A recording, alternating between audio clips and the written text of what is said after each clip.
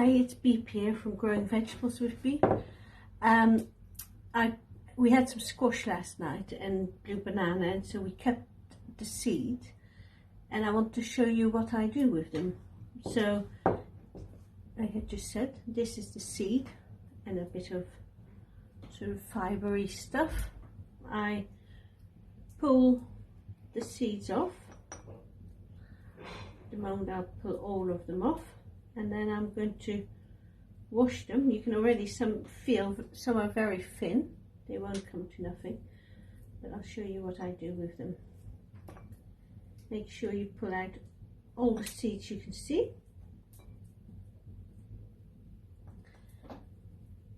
Seed saving is very important to do, but you need to ensure that you keep ones of heritage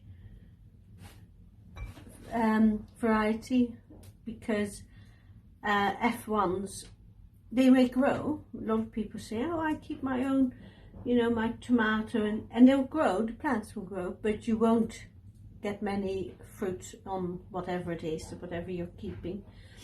So if this was a Crown Prince, which is a F1 hybrid, then I wouldn't bother keeping the seed. But because the blue banana is from Real Seeds, which is a UK company, well worth going to,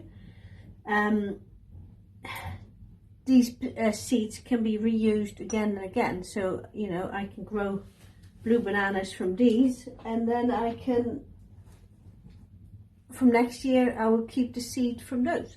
So I'm going to toss this fibrous stuff, and then I'm just going to get some water.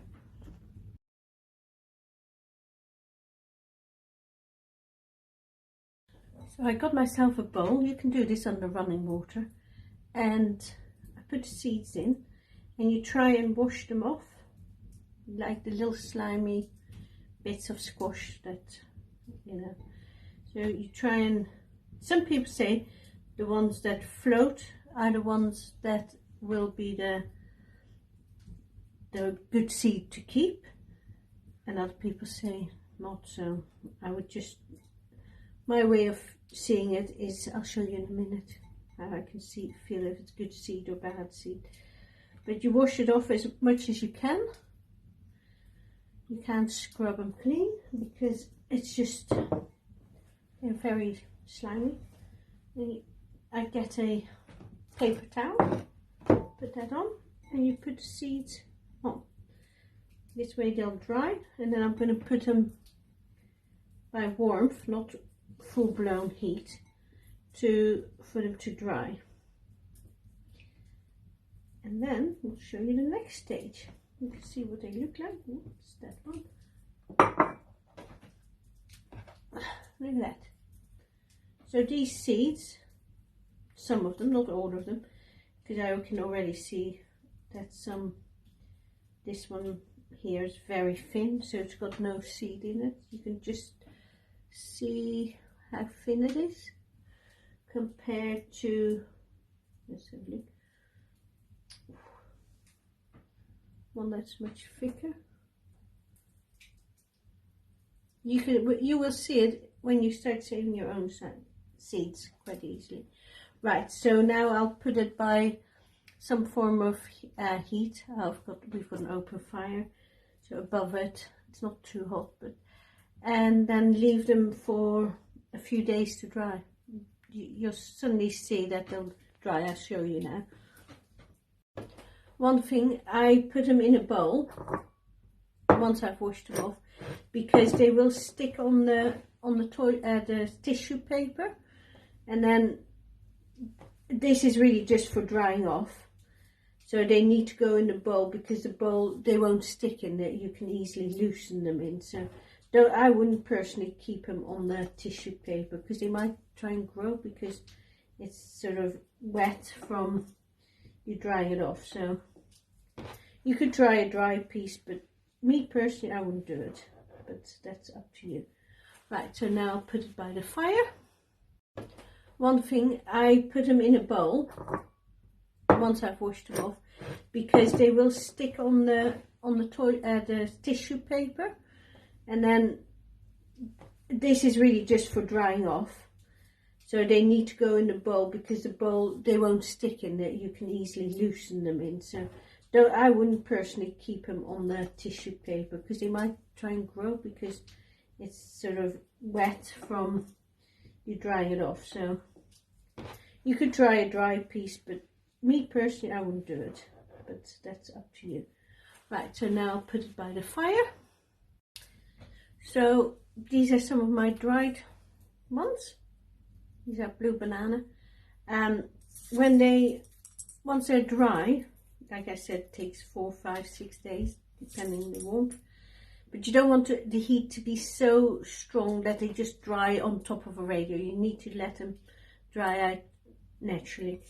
And they get these little, I don't know if you can see them, yeah, little bits that comes off the seed, last bit. It's quite cute. It's quite therapeutic going through it, cleaning them all off. And once they're clean, I sort through them. I'll show you what my sorting is. These are all plump blue banana seeds. And you can see the difference. You try and say, this one looks like it's got a bit of a split in it. I wouldn't keep that. I wouldn't bother sewing that. But as long as they're thick and plump, then we keep them. I'll keep them. See, even that one's got a bit of skin still on there. If they're all damaged, I wouldn't keep them. And these in here, I've got some in another bowl, and these are really thin. You can see they just split open. Now a healthy seed wouldn't do that. You couldn't split it. It's really just strong and hard. But the thin ones, literally, they have softness to it, and you can feel there's just no seed inside. So discard those and just keep the ones that are thick and plump. And these, I've got a nice handful, should start producing me a lot of blue bananas in the next year. See here, I've got another one, and it's slightly split. It wouldn't be the healthiest seeds, therefore I wouldn't keep it, because you might as well plant a strong healthy seed as you would an unhealthy seed, because I have far more chance of growing squashes on there. So I keep these in a little envelope, because paper is better than plastic.